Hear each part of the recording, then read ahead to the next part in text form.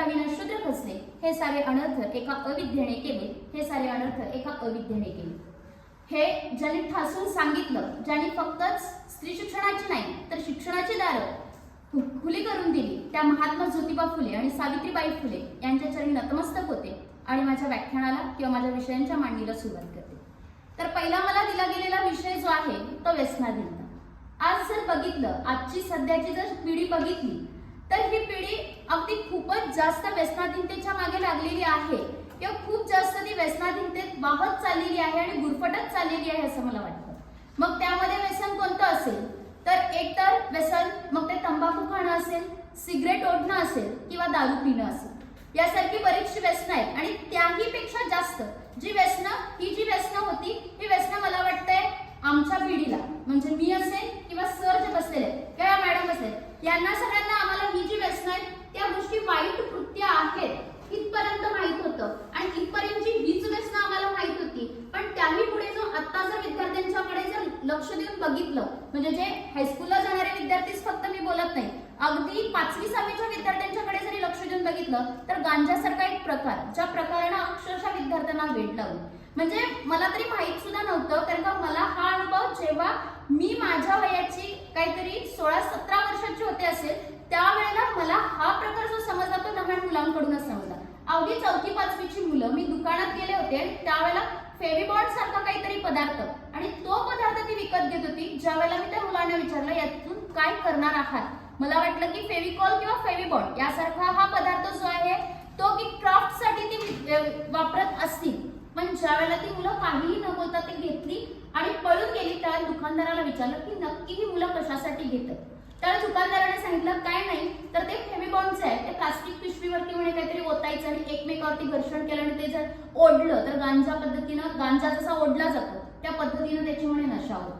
म्हणजे मग मी त्याच वेळी त्या दुकानदाराला सांगितलं काय म्हणून की तुम्ही असे पदार्थ अशा लहान विद्यार्थ्यांच्या हातात किंवा मुलांच्या हातात देणं पहिला बंद करा, माझ्या दुकानात नाहीये म्हणून सांग.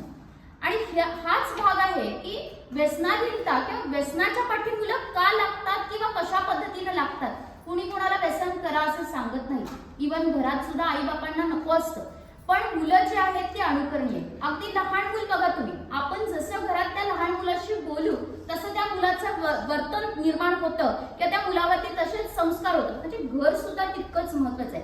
जर समजा वडिलांनी किंवा आईनं सांगितलं जा तंबाखू आण किंवा सिगारेट आण, तर विद्यार्थ्याला नक्कीच त्याबद्दल उत्सुकता लागून राहील की माझे बाप जर सिगरेट ओढत असेल, तंबाखू खात असेल आई बाप, तर मी का करून पाहू नये असं नक्कीच मुलांच्या मनात येऊन जातं. त्या व्यसनाधीनतेवरती एकच छोटीशी गोष्ट सांगेन की महात्मा गांधीजी तुम्हाला सगळ्यांना माहित आहे, ज्या महात्मा गांधीजींनी अगदी शांती, सत्य आणि अहिंसा याचा अवलंब त्यांच्या आयुष्यात केला.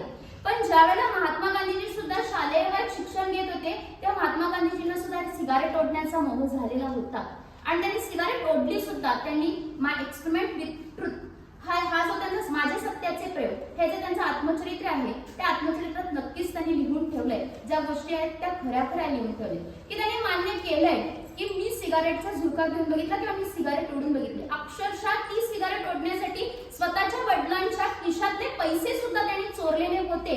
पण त्यांनी जो केलेला हा गुन्हा होता, मग ती चोरी असेल किंवा सिगारेट ओढणं असेल, हा त्यांनी स्वतःच्या वडिलांच्याकडे जाऊन मान्य केलेला दिसून येतो. म्हणजे काय, जरी चूक आपल्या हातून घडली तरी ती चूक सुधारणं आणि त्यापेक्षाही जास्त ती चूक किंवा तो झालेला आपल्या हातून गुन्हा मान्य करणं हे जास्त महत्वाचं आहे असं मला तरी वाटतं. म्हणजे ज्या वेळेला तुम्ही एखादं खोटं लपवायचा प्रयत्न करताय त्यावेळेला तुम्ही एक खोटं लपवण्यासाठी पुन्हा आणि 10 ते 100 खोटी बोलावी लागतात. त्यामुळं तुम्हाला ही गोष्ट का सांगितली की महात्मा गांधीजींनी स्वतःमध्ये परिवर्तन घडवलं. ते सिगारेट ओढत बसले असते तर आपण महात्मा गांधीजींची 2 ऑक्टोबरला जयंती साजरी केली नसती, कोणत्याही प्रकारची दांडी यात्रा झाली नसती, असहकार चळवळ घडली नसती, चले जाऊ ब्रिटिशांना बोलले नसते किंवा 1942 ची जी चळवळ घडली ती घडली नसती. म्हणजेच काय की हे जे थोर नेते होऊन गेले त्यांनी सुद्धा आपल्याला बऱ्याचशा गोष्टी किंवा जाताना बरेचसे वेगवेगळे बोध देऊन गेलेले. म्हणजे मला सांगायचं इतकंच आहे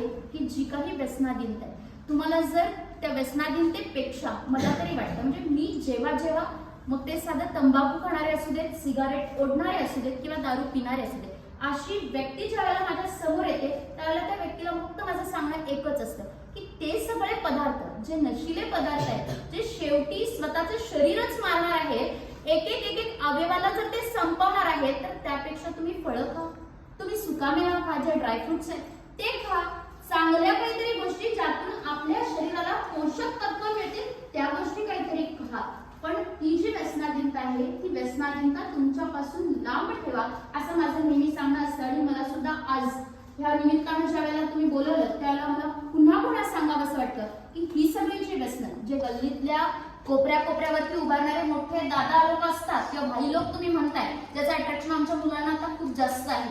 कारण का त्यांच्यासारखी स्टाईल मारणं असेल, कुणाची का गाडी फिरवण्यात ती गाडी फिरवणं असेल, किंवा ते ओढतात तसं सिगारेटचा झुरका घेणं असेल, त्या दारू पिणं असेल, एक घोट पिऊन पाहूयात तरी असं मित्र सांगतो आणि आपण जे पिणं असेल, ह्या ज्या गोष्टी आहेत ह्या गोष्टींपेक्षा जरा काहीतरी चांगल्या गोष्टी मी शिकू शकतो का? कारण का जगात शिकण्यासारख्या भरपूर चांगल्याही गोष्टी आहेत. जितकं वाईट गोष्ट शिकण्यासाठी वेळ लागत नाही तितकी वेळ चांगल्या गोष्टी शिकण्यासाठी लागतात. त्यामुळे तुमची जी संगत आहे, सुसंगत म्हणजे काय? वेल्थ म्हणजे पैसा.